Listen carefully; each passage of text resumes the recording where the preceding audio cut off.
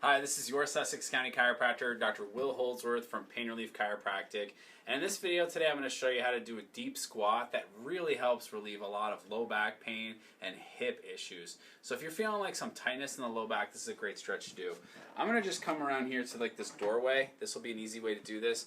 If you can do this deep squat without using anything to balance, that's great, but I'm going to need some help. So I'm going to just prop this door open, make sure it stays so I don't have to deal with that later. But you're basically just going to go about like shoulder width apart. Don't let your knees go in front of your feet and just come down like this and just hang. You can kind of bend forward at the upper back to feel more of a pull, and you'll feel a pull in your low back here, especially if you've been doing a lot of deadlifts lately, and you just kind of hang out here and you hold it. If your knees are bothering you, it's probably because your knees are going in front of your toes. Don't ever do that whenever you're doing a squat, and you just hang out for a little bit.